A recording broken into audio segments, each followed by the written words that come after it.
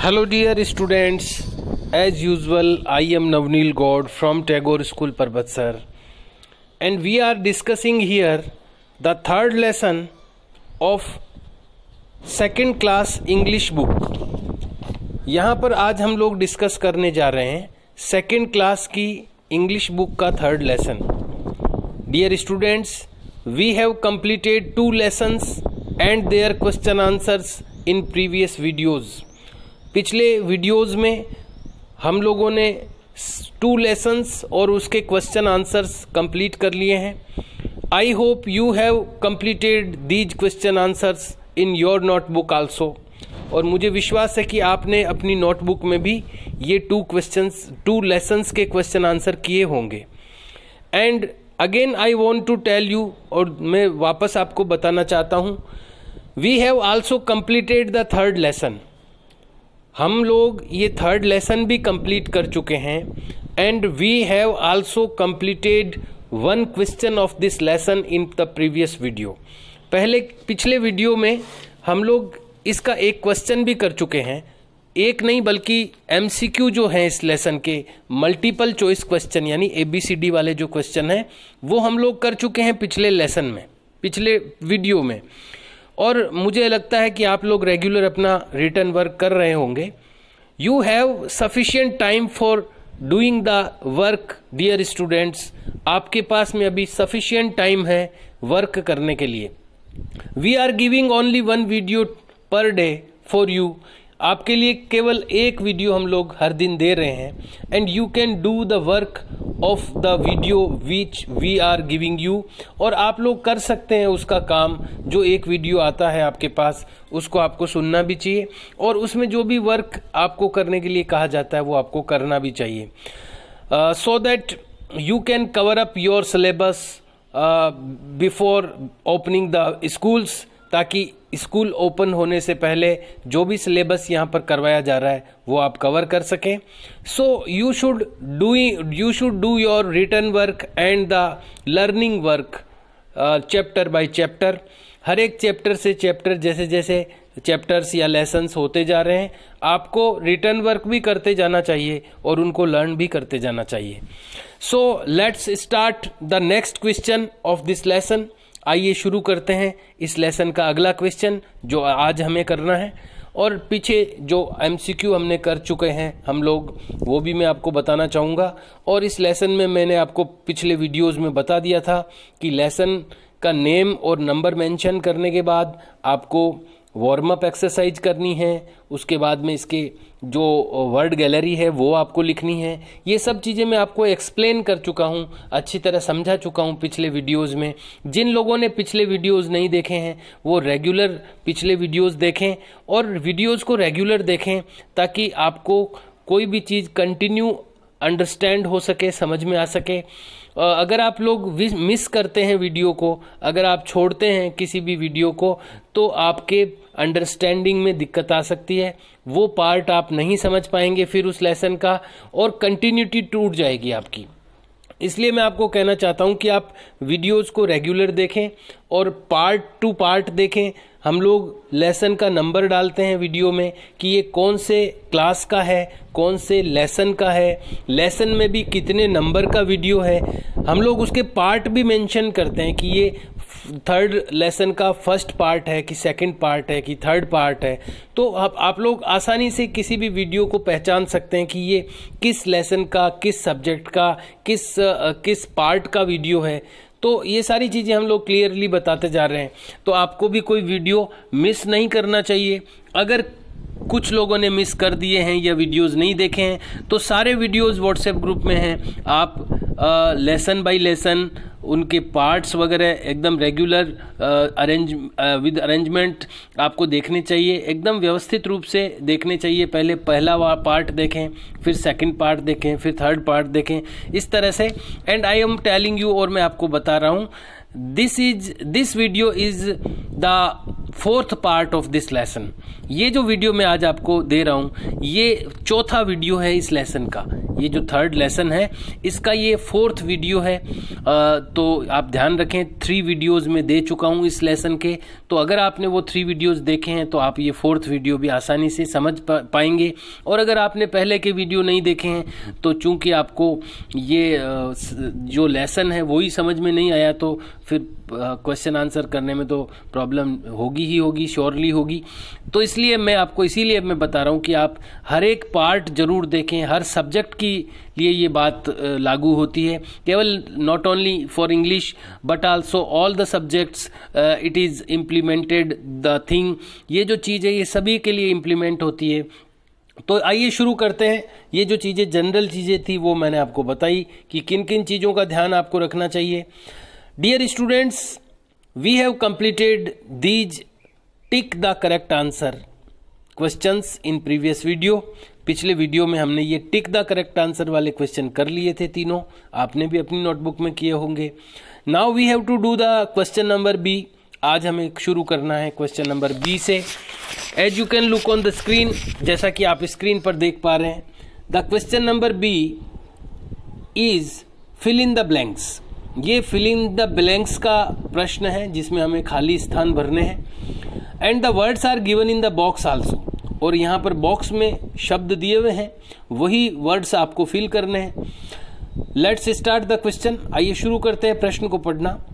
Fill in the blanks, खाली स्थान भरिए, विद एप्रोप्रिएट वर्ड्स, उचित शब्दों से। एप्रोप्रिएट मीन्स उचित वर्ड्स यानी शब्दों से। फ्रॉम द गिवन बॉक्स, जो बॉक्स दिया गया है वहां से। तो यहां पर एक बॉक्स दिया गया है जिसमें कि 3 वर्ड्स दिए गए हैं। फर्स्ट वर्ड यहां इस बॉक्स में दिया गया है हाई फाइव। हाई फाइव क्या होता है ये हमने लेसन में पढ़ा है। मैं आपको याद दिलाना चाहूंगा कि लास्ट में, लेसन के लास्ट में, जब डोरी नाम का जो रोबोट है वो अपना काम कर चुका होता है तो उसका जो इन्वेंटर है, उसको आविष्कार करने वाला जो तरुण साइंटिस्ट है, वो उसको खुश होकर के उससे हाथ मिलाने की कोशिश करता है। हाथ मिलाना मतलब कैसे? हाई फाइव एक क्रिया है एक तरह से। आप जैसे 2 लोग मिलते समय कई प्रकार से आप एक दूसरे को अभिवादन करते हैं। आप एक दूसरे से मिलते हैं कई तरीके से, नमस्कार करके भी मिलते हैं, कई लोग शेक हैंड करके मिलते हैं, कई लोग हाई करके मिलते हैं। तो मिलने के कई तरीके हैं, उसमें से एक है हाई फाइव। तो उसमें क्या होता है कि दोनों अपने हैंड्स को ऊपर उठा करके, और सामने वाला भी दोनों हैंड्स ऊपर उठाता है और दोनों अपनी अपनी तालियां मारते हैं ऊपर हवा में। ये जो तरीका है ये हाई फाइव कहलाता है। तो जब तरुण वैज्ञानिक ने, साइंटिस्ट ने अपने डोरी रोबोट से हाई फाइव करने की कोशिश की तो वो नहीं कर पाई, क्योंकि वो उसमें फीड नहीं था। वो तो कंप्यूटर है, जो बताया हुआ होता है वही काम कर सकती है। तो वो हाई फाइव नहीं कर पाई थी जो डोरी रोबोट है। ये मैं आपको समझाने की कोशिश कर रहा हूँ कि हाई फाइव क्या होता है। हाई फाइव एक क्रिया है, ये एक वर्क है, ये एक एक्शन है जो कि कोई भी 2 लोग करते हैं जब वो आपस में मिलते हैं। कुछ लोग करते हैं, सब लोग नहीं करते हैं, या खुशी में भी करते हैं ऐसा। तो ये हाई फाइव है। दूसरा वर्ड दिया हुआ है कॉम्प्लेक्स। कॉम्प्लेक्स का मतलब होता है जटिल। एक तो कोई चीज होती है सिंपल यानी सरल, और दूसरी अगर वो सरल नहीं है तो उसको जटिल कहते हैं हिंदी में, इंग्लिश में उसको कॉम्प्लेक्स कहते हैं। और यहाँ पर तीसरा जो वर्ड दिया हुआ है वो है ओव। ओव क्या होता है? ओव कोई थिंग नहीं है, कोई चीज नहीं है। एक्चुअली ये एक कमांड है जो कि डोरी रोबोट को एक्टिवेट करने के लिए ये कमांड फीड थी उसके अंदर। किसी भी कंप्यूटर को या किसी भी रोबोट को एक्टिवेट करने के लिए, उसको स्टार्ट करने के लिए कमांड होती है। तो ये OW ओव का जो आवाज है ये डोरी रोबोट को एक्टिवेट करने के लिए फीड की हुई थी उसमें। ये सब चीजें हम लोग लेसन में पढ़ चुके हैं। जिन लोगों ने वीडियो देखे हैं पुराने इस लेसन से रिलेटेड, उन लोगों को नॉलेज में होंगी ये सब बातें। तो शुरू करते हैं, आइए फिल करना। फर्स्ट आपको क्या करना है नोटबुक में, तो पहले का जो क्वेश्चन, ये जो आपका मल्टीपल चॉइस क्वेश्चंस आपने कर लिए होंगे नोटबुक में ABC वाले, वो जहां तक किए हैं वहां के बाद में एक लाइन आप ब्लैंक छोड़ दें, खाली छोड़ दें। आपको पता है you have to leave 1 blank line between each 2 question answers. हर एक 2 क्वेश्चन आंसर के बीच में आपको एक लाइन ब्लैंक छोड़नी होती है, ये आपको ध्यान में है। तो आपको पीछे जो भी काम आपने कर रखा है वहां से एक लाइन ब्लैंक छोड़ते हुए, ये जो B है क्वेश्चन का नंबर, ये लेफ्ट मार्जिन में मेंशन करना है। जो आपका हाशिया होता है लेफ्ट में, उसमें आपको बी लिखना है, और चूंकि ये कैपिटल है इसलिए आपको अपर 3 लाइन्स में लिखना है इसको और डॉट लगाना है। उसके बाद में आपको ये ब्लू कलर में लिखा हुआ क्वेश्चन है वो राइट करना है। यहाँ पर ये 1 लाइन में लिखा हुआ है, लेकिन ये जरूरी नहीं है कि आपके भी 1 लाइन में ये आ जाए, तो आप उसकी चिंता नहीं करें कि ये कितनी लाइन में आता है। आप प्रॉपरली लिखते जाएं और हर एक 2 वर्ड्स के बीच में गैप रखें, स्पेस मेंटेन करें ताकि वो आपस में मिक्स नहीं हो, और जो लेटर जितनी लाइनों में आना चाहिए उतनी लाइनों में उसको लिखें। 2 वर्ड्स के बीच में स्पेस रखें और 1 वर्ड के जो लेटर है वो पास में लिखें। इन चीज़ों का ध्यान में रखते हुए आप लिखें और इसकी चिंता नहीं करें कि वो 1 में लाइन में आता है, 2 में आता है या 3 में आता है। तो ये आपको पूरा क्वेश्चन राइट करना है। ये बॉक्स बनाने की आपको नीड नहीं है, नेसेसरी नहीं है आपके लिए कि आप ये बॉक्स बनाएं। ये बॉक्स आप मत बनाना, क्योंकि ये वर्ड्स तो वैसे भी अपन फिल करने वाले हैं। उसके बाद में नेक्स्ट लाइन में आप क्वेश्चन नंबर फर्स्ट मेंशन करें और वहां पर स्टार्ट करें लिखना, डोरी वॉज ए रोबोट। डोरी वॉज ए रोबोट, डोरी एक रोबोट थी। कैसा रोबोट थी? तो यहाँ 3 शब्द हैं अपने पास, 3 वर्ड्स हैं, इनमें से एक आएगा। हाई फाइव रोबोट थी, कॉम्प्लेक्स रोबोट थी या ओ रोबोट थी। तो यहाँ तीनों में से कॉम्प्लेक्स जो वर्ड है वो सेट हो रहा है इसमें। कॉम्प्लेक्स रोबोट थी क्योंकि वो जटिल रोबोट थी, इजी, वो सरल नहीं थी। रोबोट जटिल ही होता है। तो यहाँ पर कॉम्प्लेक्स जो वर्ड है वो हमें फिल करना होगा। तो आपको इसमें कॉम्प्लेक्स फिल करते हुए उसके अंडरलाइन लगानी है। सेकंड जो सेंटेंस है वो आपको सेकंड लाइन में स्टार्ट करना है। तरुण वर्कड ऑन एडिंग, तरुण ने काम किया ऐड करने के लिए यानी जोड़ने के लिए। एक्शन, कौन सा एक्शन ऐड करने के लिए उसने काम किया? ऑन डोरीज मेमोरी, डोरी रोबोट की जो मेमोरी थी, उसकी जो यादाश्त थी, उसमें कौन सा एक्शन, कौन सी क्रिया ऐड करने के लिए उसने वर्क किया? तो हमने पढ़ा है ये जो चीज़ थी उसकी माइंड में पहले डाली हुई नहीं थी। ओ जो कमांड, सॉरी ओ नहीं, हाई फाइव वाला जो एक्शन है वो उसके ऐड नहीं किया हुआ था पहले, तो बाद में फिर उसने ऐड करने के लिए वर्क किया। तो यहाँ पर हमें सेकंड वाले में फिल करना है हाई फाइव, यानी हाई फाइव का जो एक्शन है। और हाई फाइव क्या होता है मैं बता चुका हूँ अभी आपको। तो हाई फाइव एक्शन डोरी की मेमोरी में ऐड करने के लिए तरुण जो साइंटिस्ट था उसने वर्क किया। यहाँ पर आपको फिल करना है हाई फाइव। थर्ड जो सेंटेंस है वो आपको नेक्स्ट लाइन से स्टार्ट करना है। द वर्ड एक्टिवेटेड डोरी, ये एक शब्द है जिसने डोरी को एक्टिवेट किया। तो मैंने आपको बताया ही था कि हर एक कमांड होती है किसी भी रोबोट को एक्टिवेट करने के लिए। तो यहाँ पर ये जो कमांड थी डोरी रोबोट के लिए वो OW ये शब्द था। तो आपको फिल करना है ओ इस थर्ड सेंटेंस में। आफ्टर दीज 3 सेंटेंसेज, इन 3 सेंटेंसेज के बाद में you have to leave 1 blank line again आपको एक ब्लैंक लाइन छोड़नी है क्योंकि एक क्वेश्चन कंप्लीट हो चुका है। The next question is question number C. Answer the following questions, निम्न प्रश्नों के उत्तर दीजिए। आपको भी ये लाइन नोट करनी है। Then you have to write the question number 1 और उसके बाद आपको क्वेश्चन नंबर 1 राइट करना है। द क्वेश्चन नंबर 1 इज, पहला क्वेश्चन है what help was provided. What means क्या, हेल्प मीन्स सहायता, वॉज यानी थी, प्रोवाइडेड मीन्स प्रदान की गई। क्या सहायता प्रदान की गई थी? बाई डोरी के द्वारा, टू सोहम को। वो कौन सी हेल्प थी जो डोरी ने सोहम को प्रोवाइड करवाई थी? कौन सी हेल्प की थी डोरी ने? डोरी रोबोट ने सोहम की क्या हेल्प की थी? तो उसने सोहम की फर्स्ट एड की थी। फर्स्ट एड प्रोवाइड करवाई थी। फर्स्ट एड यानी प्राथमिक चिकित्सा। किसी को भी हॉस्पिटल ले जाने से पहले जो ट्रीटमेंट होता है वो फर्स्ट एड कहलाता है। तो उसने, डोरी रोबोट ने, चूंकि वो एक डॉक्टर रोबोट थी, तो उसने सोहम की फर्स्ट एड की थी यानी प्राथमिक चिकित्सा की थी। तो आपको यहां पर क्या करना है, तो इसको क्वेश्चन का आंसर आपको देखो इस तरह से लिखना है। ध्यान दीजिए स्क्रीन पर और क्वेश्चन पर। इसमें व्हाट जो है उसकी जगह आप केवल फर्स्ट एड लिख दो, बस इतना ही करो आप।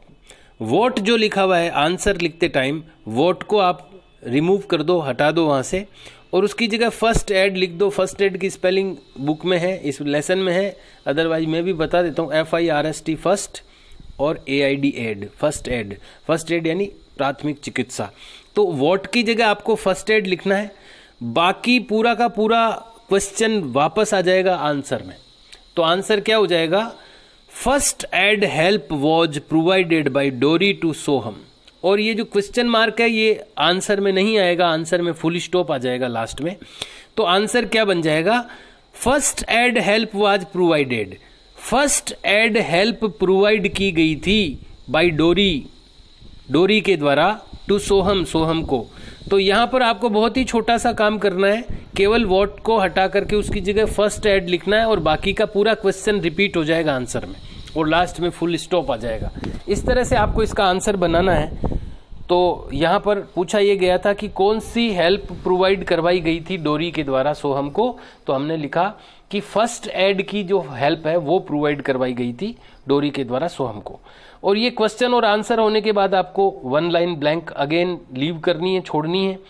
The second question is, second question है फॉर हाउ मेनी ईयर्स, कितने वर्षों तक, फॉर यानी के लिए, हाउ मेनी यानी कितने, ईयर्स यानी वर्षों, कितने वर्षों के लिए डिड तरुण वर्क, तरुण ने काम किया, ऑन डोरी, डोरी पर, डोरी पर तरुण ने कितने सालों तक काम किया।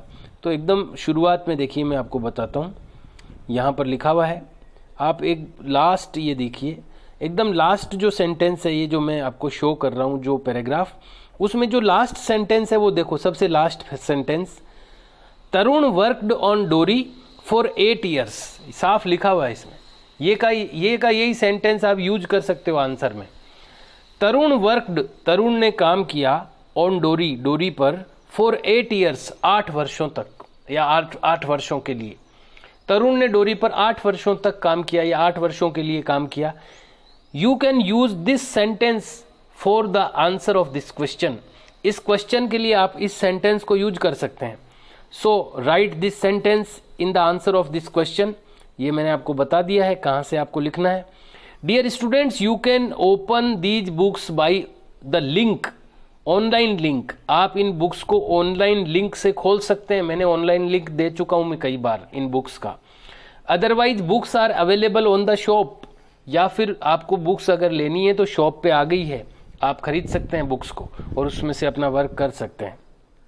द थर्ड क्वेश्चन, इस क्वेश्चन आंसर के बाद आपको 1 लाइन ब्लैंक लीव करनी है, उसके बाद लिखना है question number 3, what was the child doing when he got hurt. What यानी क्या, वॉज यानी था, द चाइल्ड यानी बच्चा, डूइंग यानी कर रहा, बच्चा क्या कर रहा था, व्हेन यानी जब, ही गॉट हर्ट वह चोटग्रस्त हुआ, हर्ट यानी चोटग्रस्त होना, गॉट यानी प्राप्त करना, जब उसने चोट प्राप्त की यानी जब वो चोटग्रस्त हुआ, जब वो हर्ट हुआ, तो वो क्या कर रहा था, तो वो क्या कर रहा था, वो स्केटिंग कर रहा था। देखो यहाँ पर आया होगा, कहीं आया ही था, वो कौन सी लाइन है जहाँ से आप लिख सकते हैं,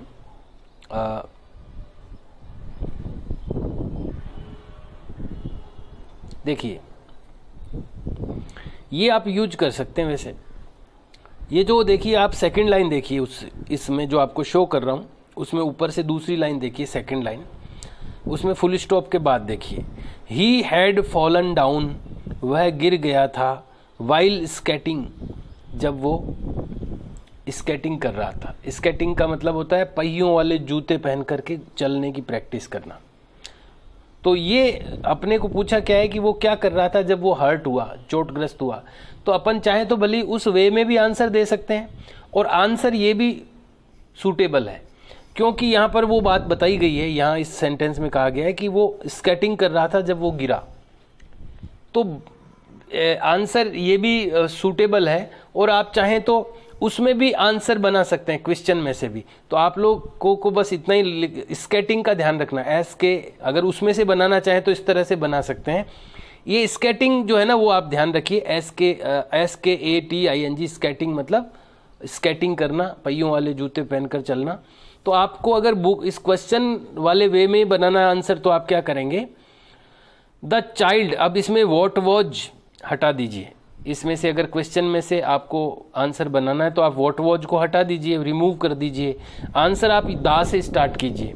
द चाइल्ड, अब वॉज यहाँ पर आ जाएगा, जो वॉज हटाया था वो चाइल्ड के बाद लिखिए, सब्जेक्ट के बाद आएगा हेल्पिंग वर्ब। तो आंसर क्या होगा, द चाइल्ड वॉज। अब डूइंग की जगह आपको स्केटिंग लिखना है, जो मैंने अभी बताया था कि ध्यान रखना है, SKETING, स्केटिंग। जो स्केटिंग जो करना वो क्या कर रहा था, डूइंग की जगह वो काम लिखना है अपने को कि क्या कर रहा था, स्केटिंग कर रहा था। तो इस आंसर हो जाएगा the child was skating when he got hurt. तो बहुत इजीली आप इसमें से भी आंसर बना सकते हो। देखो क्या किया, वॉट को हटा दिया, वॉज को चाइल्ड के बाद लगा दिया आपने, क्योंकि वॉज हेल्पिंग वर्ब है, सब्जेक्ट के बाद आएगा। तो द चाइल्ड वॉज, डूइंग की जगह स्केटिंग लिखना है। The child was skating when he got hurt. Child skating कर रहा था जब वो हर्ट हुआ, जब वो चोटग्रस्त हुआ तो वो स्केटिंग कर रहा था। वो वाला सेंटेंस भी यूज कर सकते हो चाहें तो आप, और चाहें तो और ज़्यादा सूटेबल लिखना है तो ये इस तरह से आप इसका आंसर प्रिपेयर कर सकते हैं। After this question answer you have to leave one blank line again. एक लाइन फिर से छोड़नी है, हर क्वेश्चन आंसर के बाद लाइन छोड़नी है ताकि वो सेपरेट दिखे, मिक्सिंग नहीं हो उनकी, और क्लियरिटी दिखे वहां पर। Question number 4, What was the function that Dory could not perform? What यानी क्या, was यानी था, the function यानी काम, क्या काम था, that यानी जो की, Dory यानी डोरी, could not perform नहीं कर सकी। वो कौन सा काम था जो डोरी नहीं कर सकी? तो आपने को पता है, अपन कर चुके हैं अभी, फिल इन द ब्लैंक्स में भी आ चुका है, लेसन में भी आ चुका है कि वो हाई फाइव नहीं कर सकी। हाई फाइव क्या होता है मैंने अभी बताया था, जो फिल इन द ब्लैंक्स में। ये एक एक्शन है जिसमें दो लोग ऊपर हथेलियां टकरा करके मिलते हैं या खुशी जाहिर करते हैं, हाई फाइव कहते हैं इसको। तो वो हाई फाइव वाला एक्शन उसके फीड नहीं था, माइंड में ऐड नहीं था, तो इसलिए वो हाई फाइव नहीं कर सकी। तो आपको क्या करना है इसमें, बहुत इजी तरीके से वॉट को हटा करके हाई फाइव लिख दीजिए केवल। तो आंसर क्या हो जाएगा, high five was the action, high five वो एक्शन था दैट डोरी कुड नॉट परफॉर्म, जो डोरी परफॉर्म नहीं कर पाई। तो इसमें बहुत इजी है, वॉट को रिप्लेस करना है हाई फाइव से, वॉट को हटाना है और हाई फाइव लिखना है, बस। हाई फाइव की स्पेलिंग आई हुई है ऊपर। High five was the function, high five वो फंक्शन था दैट डोरी कुड नॉट परफॉर्म, जो डोरी परफॉर्म नहीं कर पाई, यानी कर नहीं पाई। फुल स्टॉप आ जाएगा। आंसर में कभी क्वेश्चन मार्क नहीं रिपीट करना चाहिए, आंसर में फुल स्टॉप आता है लास्ट में। So students, I have told you today, आज मैंने आपको बताया है 2 questions, question number B and C। Question number B fill in the blanks है, उसमें 3 क्वेश्चंस है, 3 सेंटेंसेज हैं, और क्वेश्चन नंबर C में क्वेश्चन आंसर है जो कि 4 है। ये आपको करने हैं अपनी नोटबुक में। You have to do all these questions in your notebooks and you have to do all the question answer up to here of all the lessons। सारे lessons के questions जो भी मैंने करवाए हैं वो सब आपको करने हैं यहाँ तक के। अगर आप स्टेप बाय स्टेप चलते रहते शुरू से, जिन्होंने नहीं किया है तो आज उनके ऊपर इतना बर्डन नहीं आता, बोझ नहीं आता। अगर आप अभी भी नहीं करेंगे तो और ये बोझ बढ़ता ही जाएगा आपका। इसलिए मेरा यही सुझाव है, केवल 1 वीडियो दे रहे हैं हम आपको एक दिन में, ताकि आप अपना वर्क इजीली कर सकें, आपके ऊपर बर्डन नहीं आए। लेकिन फिर भी कई लोग हैं शायद जो लोग नहीं कर रहे हैं कुछ भी, तो उससे अच्छा है कि आप करें।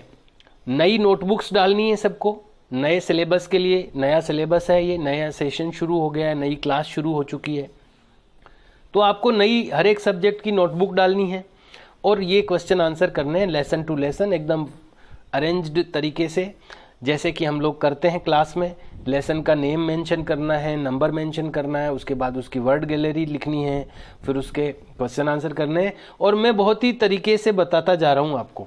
अगर आप रेगुलर वीडियो सुन रहे हैं तो मैं बहुत ही अरेंज्ड तरीके से बता रहा हूँ, स्टेप बाय स्टेप बता रहा हूँ, बहुत ही मैनेज तरीके से बता रहा हूँ कि किस तरह से आपको करना है।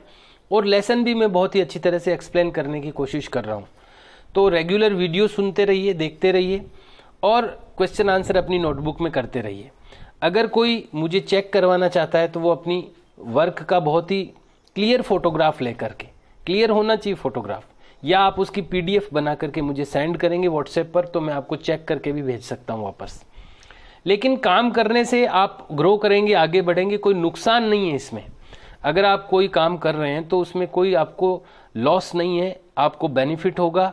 रिटर्न प्रैक्टिस हो रही है आपकी, और मैं चेक करने के लिए आपको तैयार हूँ, आपको चेक करके दूंगा। और अगर आपको ऑनलाइन इस बुक में कुछ देखने में प्रॉब्लम आ रही है तो आप बुक्स परचेज कर सकते हैं, शॉप पर बुक भी है अवेलेबल, आप जाके ले सकते हैं।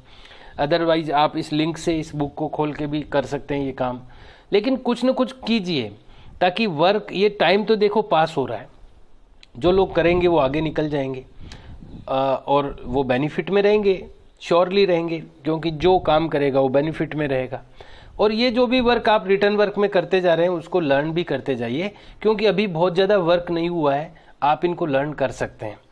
आगे जाकर के जब वर्क बहुत सारा पेंडिंग हो जाएगा आपका, तो न तो आप उनको रिटर्न तरीके से कर पाएंगे, न आप उनको ओरली लर्न कर पाएंगे। तो इसलिए मैं आपको बार बार रिक्वेस्ट कर रहा हूँ कि आप अपना वर्क डे टू डे करते रहें, टर्न टू टर्न करते रहें और इसको लर्न भी करते रहें। Students, have a nice day, we will meet in next video.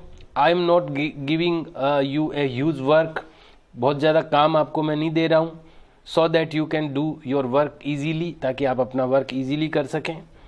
Okay, have a nice day, we will meet in next video. Till that, do your work complete, see you and bye.